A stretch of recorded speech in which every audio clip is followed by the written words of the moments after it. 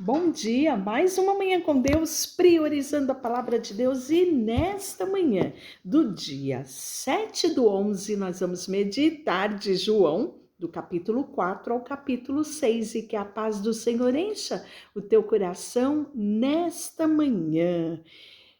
Capítulo 4 vai falar sobre a mulher samaritana, né? Que coisa maravilhosa.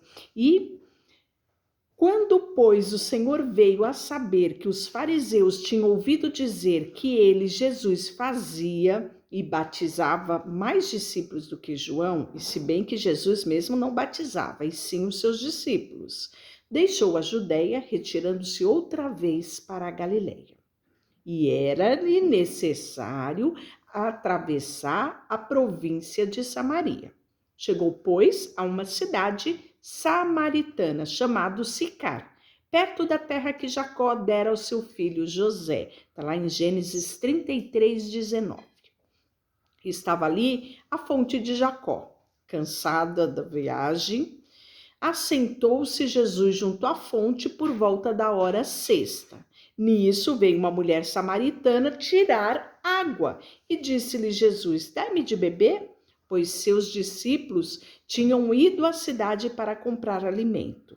Então lhe disse a mulher samaritana: como, sendo tu judeu, pede de beber a mim, que sou uma mulher samaritana? Porque os judeus, eles não se davam com os samaritanos. E esse negócio era tão forte que eles não só falavam, como eles nem comiam alguma coisa que vinha do samaritano, né?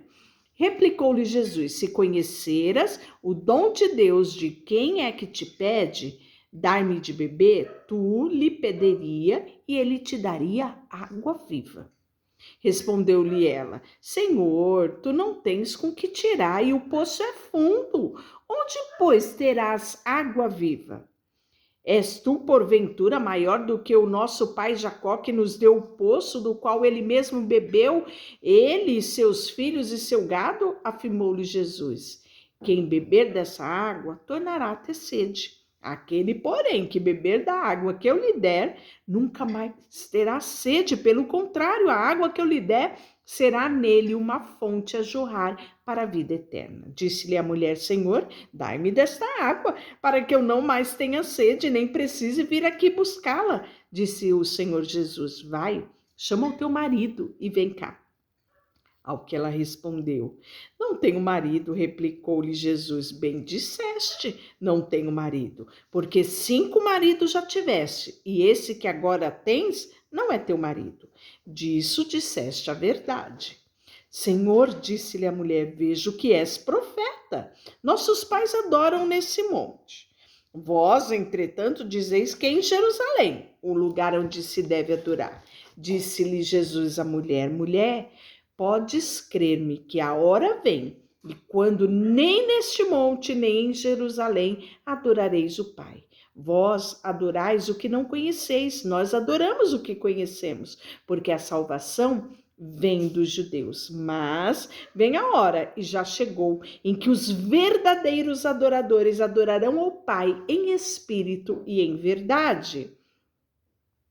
Mas Deus, ele é espírito e importa que os seus adoradores o adorem em espírito e em verdade. Eu sei, respondeu a mulher, que há de vir o Messias chamado Cristo. Quando ele vier, vos anunciará todas as coisas. Disse-lhe Jesus: eu sou o que falo contigo. Nesse ponto chegaram os seus discípulos e se admiraram de que estava falando com uma mulher. Todavia, nenhum disse nada.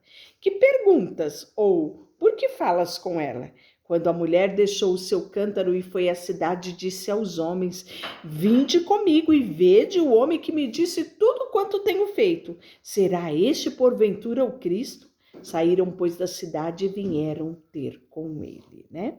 E aí, logo em seguida, Jesus, nesse inteirinho, os discípulos vão rogar, né? Mestre, come! E ele disse: uma comida tenho para comer, que vós não conheceis. Diziam então os discípulos uns aos outros: ter-lhe-ia porventura alguém trazido algo para ele ir comer? Disse-lhe Jesus: a minha comida consiste em fazer a vontade daquele que me enviou e realizar a sua obra. E aí o texto fala logo em seguida que muitos samaritanos creram, né? Em virtude do testemunho daquela mulher. E porque a mulher dizia: ele me falou tudo o que eu tenho feito. Vindo, pois, os samaritanos ter com Jesus, pediram que permanecesse ali com eles. E ali ele ficou por 2 dias. Depois Jesus vai voltar a Galileia, vai curar o filho do oficial do rei. Olha só, dirigiu-se de novo a Caná da Galileia, onde transformar a água em vinho. Ora, havia um oficial do rei, cujo filho estava doente em Cafarnaum. Tendo ouvido dizer que Jesus viera da Judéia para a Galiléia, foi ter com ele e lhe rogou que descesse para curar o seu filho que estava morto. Então Jesus lhe disse: se porventura não virdes sinais e prodígio, de modo nenhum crereis. Rogo-lhes o oficial: Senhor, desce antes que meu filho morra. Vai, disse-lhe Jesus, teu filho vive. O homem creu na palavra de Jesus e partiu.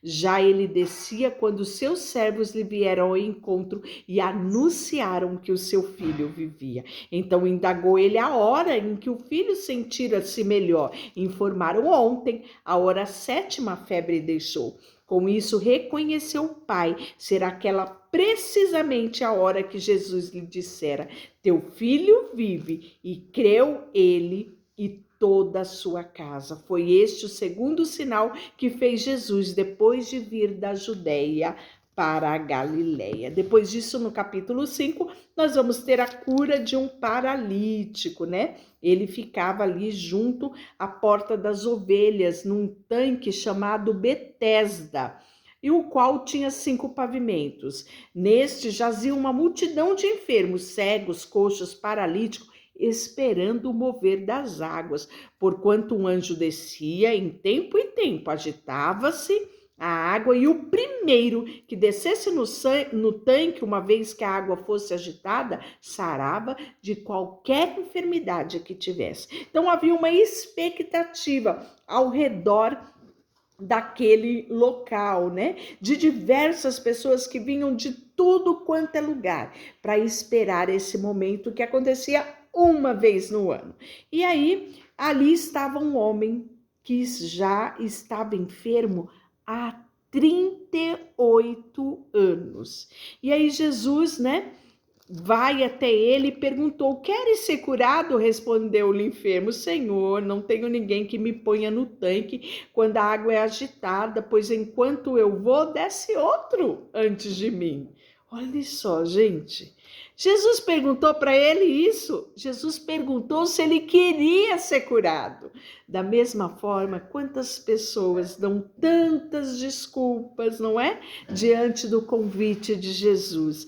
E aí nós vamos ver que Jesus disse: levanta-te, toma o teu leito e anda. E imediatamente esse homem se viu curado, tomando o leito, pôs-se a andar, e era dia de sábado, né? E aí ele vai dizer para quem que foi curado? Para os judeus, né? E aí nós vamos ver que os judeus vão falar: hoje é sábado, não é lícito carregar o leito, porque ele estava carregando o leito, né? Ele tinha sido curado. E aí eles disseram, né?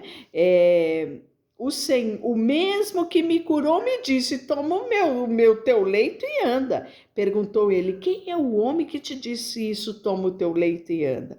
Mas o que fora curado não sabia quem era, porque Jesus havia se retirado por haver muita gente naquele lugar, né? E aí nós vamos ver que em seguida Jesus vai explicar a sua missão. Em verdade vos digo que o Filho do Homem pode fazer de si mesmo senão somente aquilo que vim fazer o Pai, porque tudo o que este fizer, o Filho também semelhantemente o faz, porque o Pai ama o Filho e lhe mostra tudo o que faz. As maiores obras do que esta lhe mostrará, para que vos maravilheis, né?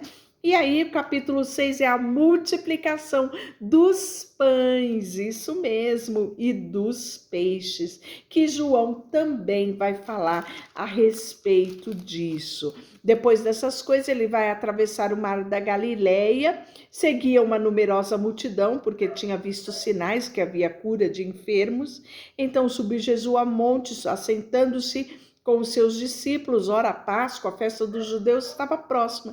Então Jesus, erguendo os olhos, viu a multidão que vinha ter com ele e disse a Filipe: onde compraremos pães para lhe dar de comer? Mas dizia isto para experimentá-los, porque bem sabia o que estava para fazer. Respondeu Filipe: não lhe bastaria 200 denários de pão para receber cada um o seu pedaço. Um dos discípulos, chamado André, irmão de Simão Pedro, informou a Jesus: está aí um rapaz que tem 5 pães de cevada e 2 peixinhos. Mas isto o que é para tanta gente?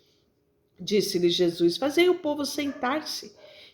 E havia naquele lugar muita relva. Sentaram-se, pois, os homens em número de quase 5.000. Então Jesus tomou os pães, 5 pães, e tendo dado graça, distribuiu entre eles, e disse igualmente os peixes quanto queria. E quando já estavam fartos, disse Jesus aos seus discípulos: recolhei os pedaços que sobraram, para que nada se perca. Assim, pois, fizeram e encheram 12 cestos de pedaços de 5 pães de cevada que sobraram aos que havia comido. Vendo, pois, os homens o sinal de Jesus que este fizera, disse: este verdadeiramente é profeta que devia vir ao mundo. Deixa eu orar por você. Senhor, nesta manhã colocamos diante de Ti o nosso coração, a nossa vida, muito mais que os milagres. Queremos Te conhecer, queremos declarar, Senhor, que Tu és o Salvador, Tu és o Cristo, o Filho do Deus vivo. Por isso entregamos a Ti tudo o que temos e tudo o que somos, em nome de Jesus. Amém. Deus te abençoe.